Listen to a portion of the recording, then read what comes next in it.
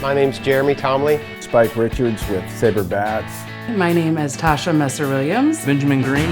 My name is Seth Voorhees, and I am a modern-day bladesmith. Whether it's down-home Southern cooking, skilled craftsmanship, or beautiful artwork, Mississippi is full of amazing people and amazing stories. So let them tell you what it means to be made in Mississippi.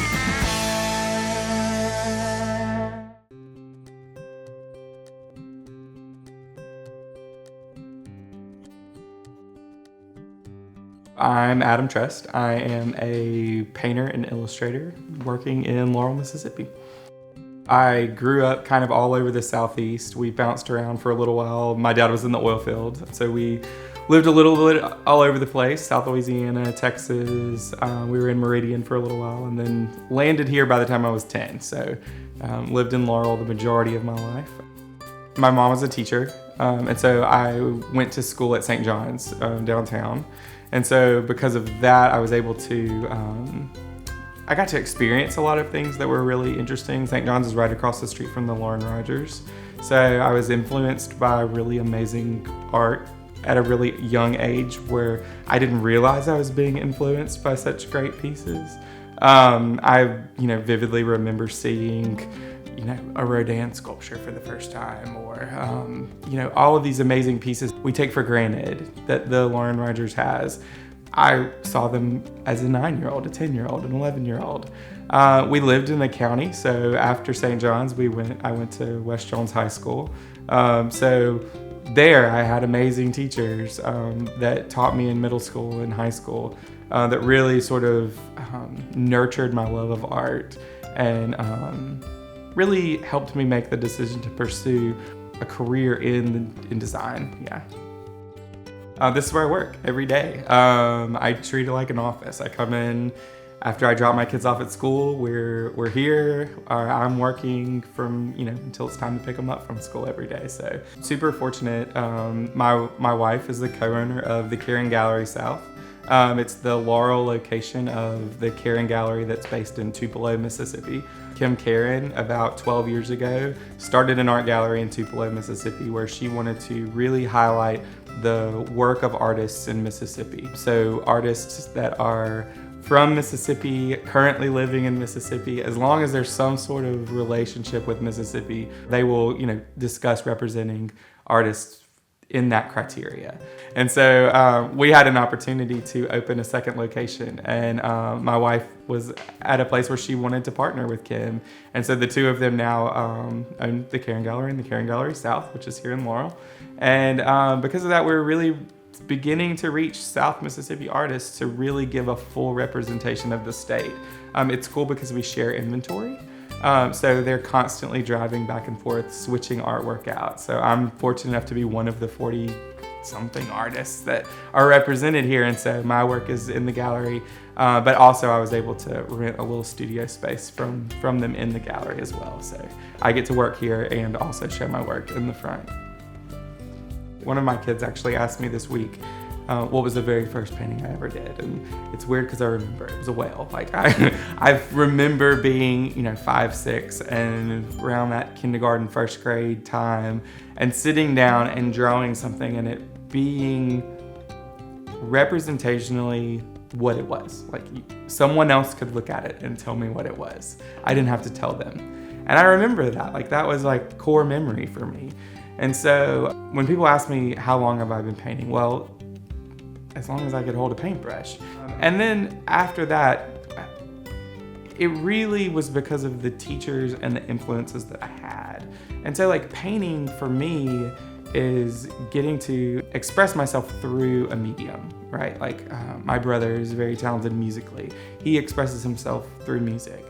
I express myself through paint and color and form and texture and composition. And so I think for me, it's the way that I get to express the things that are important to me.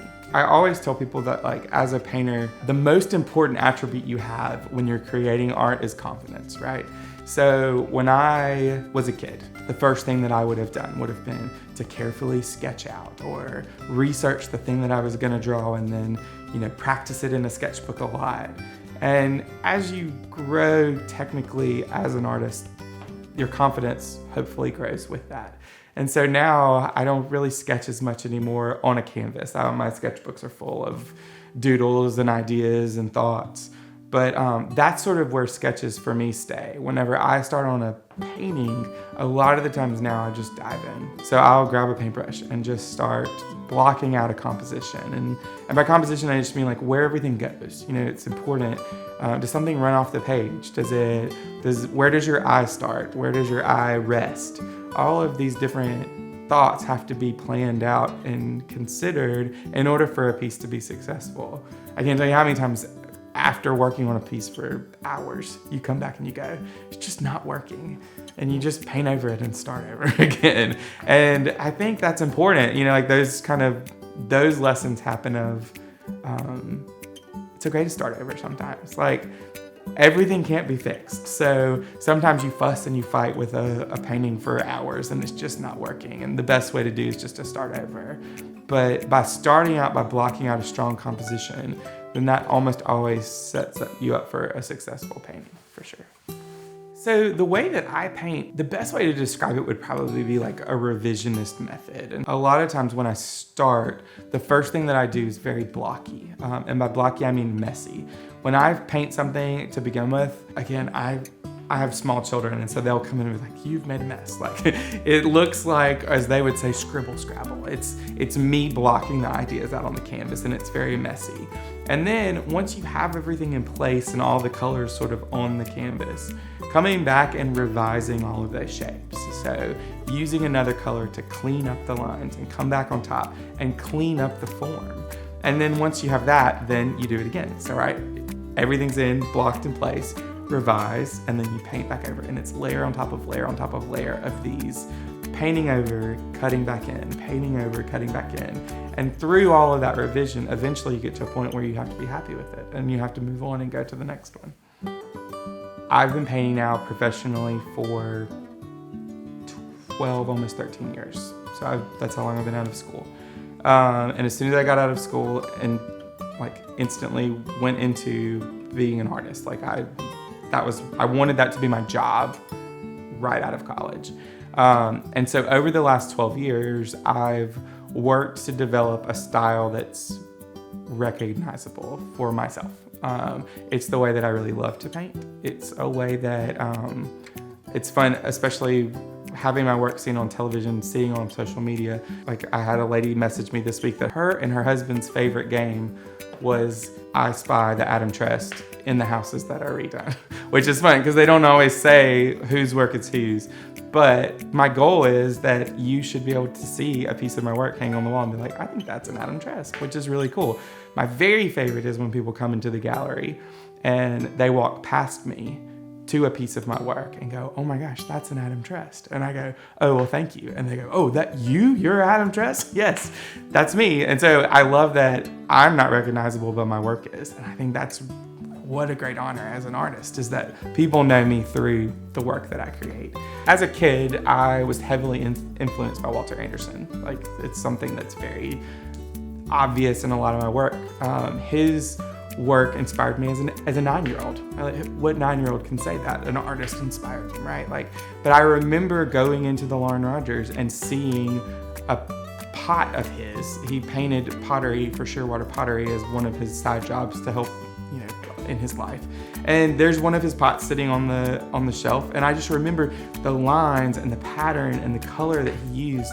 As a 9-year-old, was like, well, that's the coolest thing I've ever seen. And so I don't emulate Walter Anderson. I'm not going to copy a Walter Anderson, but I love his pattern, his repetition, even his colors. The work that he did is so inspiring to me. Now then, as an artist, I'm getting to take that language that he used and put my own spin on it and create my own style to be the artist that I want to be and to tell the stories that I want to tell. My whole life, literature has played a huge role. Bedtime stories, right? Mold who you are.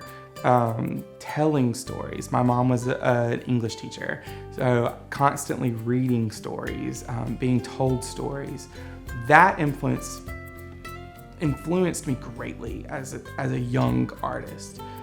Then there was a shift at some point from being told the stories to being able to tell the stories. As a kid, the first time I learned that being an illustrator was a job, I was like, yes, that's what I want to do. So having opportunities to illustrate children's books, that was a really awesome thing that, I was able to illustrate The Lantern House for Aaron, and working with a major publisher and seeing my work, in Target, and like being able to hold, this book, this physical thing in your hand that you created, it's your work, it's your time, it's your energy that you put into this. I mean, it was an amazing thing. But I also, how many times do you get to illustrate a whole book? That is not an everyday thing. And so I had to figure out, my love for telling stories also has to come out in the pieces of work that I create, because that is the thing that I get to do every day. And if being a storyteller is something that I want to do, then being a visual storyteller is how I have to do that. And so whether it's through illustrating a children's book, whether it's through a piece on paper, whether it's through a giant canvas, what story does that tell? Not from me. I shouldn't be the one that has to tell the story, right? What's the story that people are going to perceive when they see it? And I think that was the coolest thing. When you illustrate a children's book, the story's there, right? You read the words and you see the images and it all works together. But if I were just to give you a painting and I know what story was going through my mind when I painted it, but now you as the viewer get to tell your story through it, that's where it gets really exciting, because I'm putting work out into the world that other people get to tell their story through. And so maybe like this piece, maybe it's a duck hunt you went on with your grandfather. I don't know, that's your story, right? But you're getting to see your life through the images that I create. And that, to me, is a great honor, right? To be able to be a visual storyteller, but have no control over the story. And that's where things like color and composition come into play, because I can structure it as well as I can. But as soon as I hang it on the wall, it becomes someone else's story.